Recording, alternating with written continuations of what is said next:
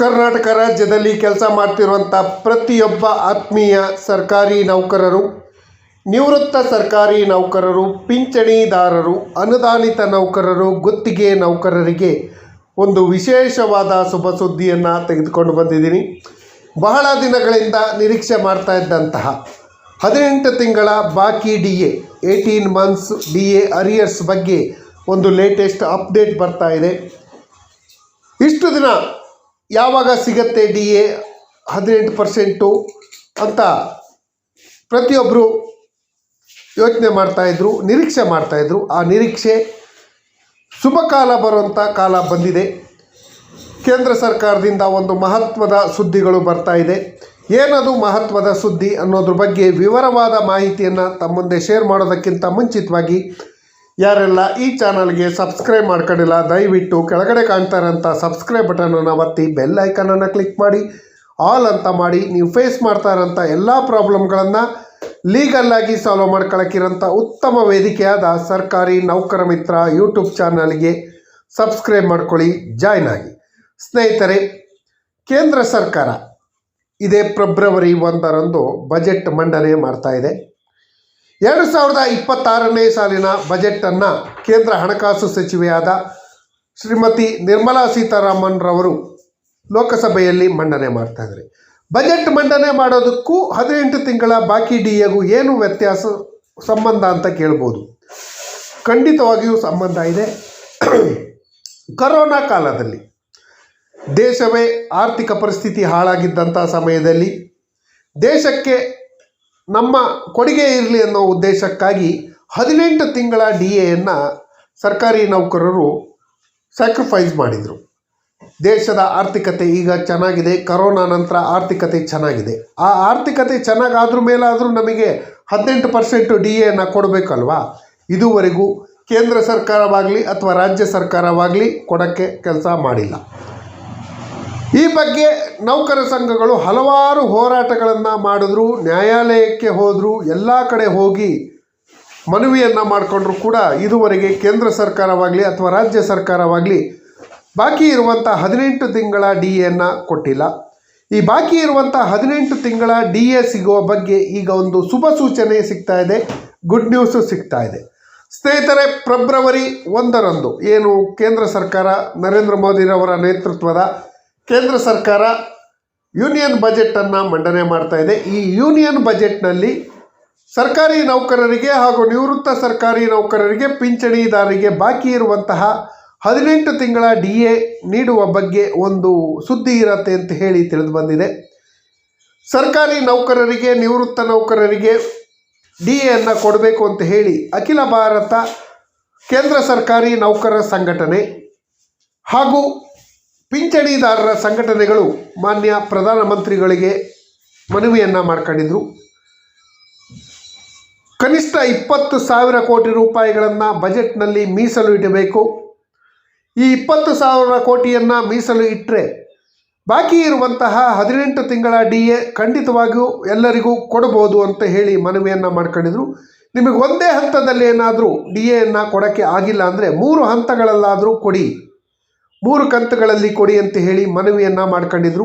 ಈ ಬಗ್ಗೆ ಕೇಂದ್ರ ಹಣಕಾಸು ಸಚಿವರು, ಕೇಂದ್ರ ಹಣಕಾಸು ರಾಜ್ಯ ಸಚಿವರು, ಮಾನ್ಯ ಪ್ರಧಾನಮಂತ್ರಿಗಳನ್ನು ಹೀಗೆ ಎಲ್ಲರನ್ನ ಭೇಟಿ ಮಾಡಿ ಮನವಿಯನ್ನು ಸಲ್ಲಿಸಿದರು. ಈ ಮನವಿಗೆ ಕೇಂದ್ರ ಸರ್ಕಾರ ಸಕಾರಾತ್ಮಕವಾಗಿ ಸ್ಪಂದಿಸಿದೆ ಅಂತ ಹೇಳಿ ತಿಳಿದು ಬಂದಿದೆ. ಹಾಗಾಗಿ ಫೆಬ್ರವರಿ 1ರಂದು ಮಂಡನೆ ಮಾಡಿರುವಂಥ ಕೇಂದ್ರ ಬಜೆಟ್, ಯೂನಿಯನ್ ಬಜೆಟ್ನಲ್ಲಿ ಬಾಕಿ ಇರುವಂಥ 18 ತಿಂಗಳ DA ನೀಡುವ ಬಗ್ಗೆ ಅನುದಾನವನ್ನು ನಿಗದಿಗೊಳಿಸುವಂಥ ಸಾಧ್ಯತೆ ಇದೆ ಅಂತ ಹೇಳಿ ತಿಳಿದು ಬಂದಿದೆ. ಸುಮಾರು 20,000 ಕೋಟಿ ರೂಪಾಯಿಗಳ ಅನುದಾನವನ್ನು ಸರ್ಕಾರ ಮೀಸಲಿಡುವಂಥ ಸಾಧ್ಯತೆ ಇದೆ. ಹಾಗೇನಾದರೂ 20,000 ಕೋಟಿ ಅನುದಾನವನ್ನು ಕೇಂದ್ರ ಸರ್ಕಾರವೇನಾದರೂ ಇಟ್ಟರೆ ಅದು ರಾಜ್ಯ ಸರ್ಕಾರಿ ನೌಕರರು, ನಿವೃತ್ತ ನೌಕರರು ಮತ್ತು ಕೇಂದ್ರ ನೌಕರರಿಗೂ ಕೂಡ ಒಂದು ಬಂಪರ್ ಗಿಫ್ಟ್ ಅಂತಲೇ ಹೇಳ್ಬೋದು. ಎಷ್ಟೋ ದಿನಗಳಿಂದ ನಿರೀಕ್ಷೆ ಮಾಡ್ತಾ ಇದ್ದಂಥ 18 ತಿಂಗಳ DA ತಕ್ಷಣ ಸಿಗತ್ತೆ. ಕೇಂದ್ರ ಸರ್ಕಾರ ಈ ಆದೇಶವನ್ನು ಮಾಡುತ್ತೆ. 20,000 ಕೋಟಿಯನ್ನು ಇಟ್ಟರೆ 3 ಕಂತುಗಳಲ್ಲಿ ಕೊಡೋಂಥ ಅವಶ್ಯಕತೆ ಇರಲ್ಲ. ಒಂದೇ ಕಂತಲ್ಲಿ ಸರ್ಕಾರಿ ನೌಕರರಿಗೆ, ನಿವೃತ್ತ ಸರ್ಕಾರಿ ನೌಕರರಿಗೆ ಬಾಕಿ ಇರುವಂಥ 18 ತಿಂಗಳ DAಯನ್ನು ಕೊಡ್ಬೋದು. ನೌಕರ ಸಂಘಟನೆಗಳ ಮನವಿ ಹಾಗೂ ಆಗ್ರಹದಿಂದಾಗಿ ಕೇಂದ್ರ ಸರ್ಕಾರ ನೌಕರರ ಬೇಡಿಕೆಗಳಿಗೆ ಮನ್ನಣೆಯನ್ನು ಕೊಟ್ಟು 18 ತಿಂಗಳ DAಯನ್ನು ಕೊಡುತ್ತೆ ಅನ್ನೋ ಒಂದು ಭರವಸೆ ಖಂಡಿತವಾಗಿಯೂ ಇದೆ. ಕೇಂದ್ರ ಸರ್ಕಾರ 18 ತಿಂಗಳ DAಯನ್ನು ತನ್ನ 45 ಲಕ್ಷ ನೌಕರರಿಗೆ ಹಾಗೂ 69 ಲಕ್ಷ ಪಿಂಚಣಿದಾರರಿಗೆ ಕೊಟ್ಟರೆ ರಾಜ್ಯ ಸರ್ಕಾರಿ ನೌಕರರಿಗೆ ಏನು ಲಾಭ? ನಾವು ರಾಜ್ಯದ ಹಣವನ್ನು ಪಡ್ಕೊಳ್ತಾ ಇದ್ದೀವಿ ಅಂತ ಹೇಳಿ ಕೇಳ್ಬೋದು. ಖಂಡಿತವಾಗಿಯೂ ರಾಜ್ಯ ಸರ್ಕಾರದ ನೌಕರರಿಗೆ ಖಂಡಿತವಾಗಿಯೂ ಲಾಭ ಇದೆ.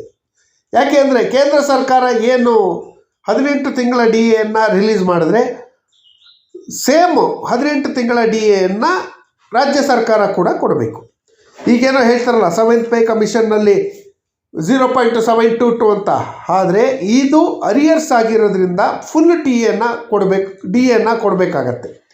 ಹಾಗಾಗಿ ಕೇಂದ್ರ ಸರ್ಕಾರ ಏನಾದರೂ 18 ತಿಂಗಳ DAಯನ್ನು ಕೊಟ್ಟರೆ ಅದೇ ರೀತಿ ರಾಜ್ಯ ಸರ್ಕಾರ ಕೂಡ ತನ್ನ ನೌಕರರಿಗೆ 18 ತಿಂಗಳ DAಯನ್ನು ಕೊಡುವಂಥ ಕೆಲಸವನ್ನು ಮಾಡುತ್ತೆ.